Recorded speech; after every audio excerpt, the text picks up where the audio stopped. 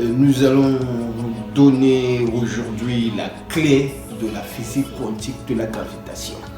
Et cette clé réside dans l'unification de l'électromagnétisme et de la relativité générale.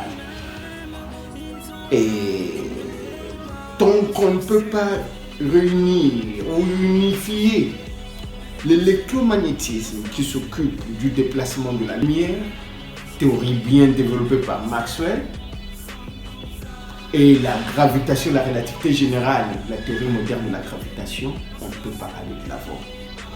Et la clé réside sur un point clé qui est contraire à ce qui est mondialement enseigné.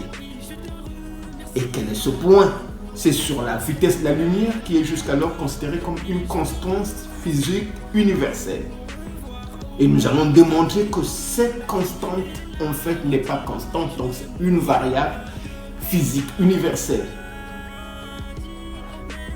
Nous allons aborder ce point-là de la variation plutôt de la vitesse de la lumière, la démonstration mathématique de la variation de la vitesse de la lumière. Nous commençons par la relation de Planck-Einstein. Énergie d'un photon est égale à H fois nu est égal à M, masse du photon par le carré de la vitesse de la lumière. Et nous nous intéressons ici à la constante Planck, appelée constante de Planck. H est égal à 6,626, 10 exposant moins 34 joules seconde. Alors, intéressons-nous à Joule. Joule, c'est la mesure du travail. Et le travail, c'est une forme d'énergie.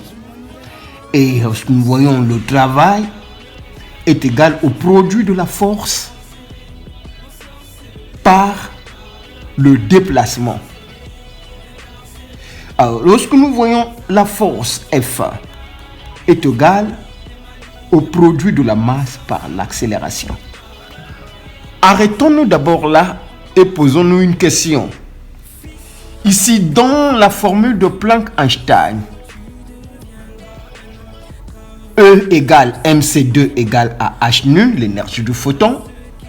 Nous voyons l'apparition de H, qui est universelle, appelée constante de Planck. Alors, dans H, nous allons joule, donc nous avons un travail qui s'effectue. Mais le travail de quoi? C'est le travail effectué par le photon ou l'onde électromagnétique. Et ici, par voie de conséquence logique, on peut écrire, préciser qu'ici nous avons la masse du photon multipliée par accélération du photon. Et là, nous connaissons bien mathématiquement que l'accélération, c'est la variation de la vitesse par rapport au temps. Donc l'accélération du photon, c'est la variation de la vitesse du photon par rapport au temps. Or, la vitesse du photon est égale à C, est égale à constante, est considérée comme constante. Ainsi, si la vitesse du photon, comme c'est C, et d'après la théorie einsteinienne ou d'après la connaissance actuelle, la vitesse du photon est une constante universelle, cela veut dire que l'accélération du photon est égale à variation de la constante par rapport au temps. Ça va donner 0 parce que mathématiquement la variation d'une constante donne nul. Ainsi donc, si la vitesse de la lumière est intrinsèquement constante au sens mathématique, alors nous aurons quoi? Si vitesse de la lumière ou vitesse du photon qui est égale à C, si c'est constante, alors nous allons remarquer, comme nous avons vu, accélération du photon égale à 0. Cela veut dire que le produit de la masse du photon par l'accélération du photon égale à 0.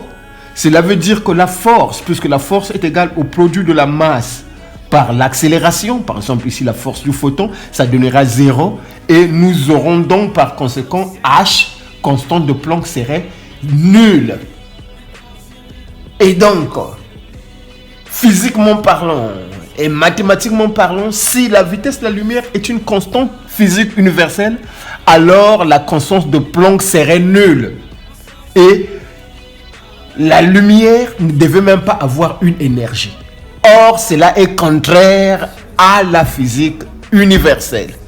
Que ce soit la physique quantique, et que ce soit la théorie de l'électromagnétisme, aucune théorie ne peut penser, prévoir ou dire que la constante de Planck, qui est égale à 6,626 10 à moins 34 joules par seconde, nous savons bien que c'est différent de 0 ou bien supérieur à 0.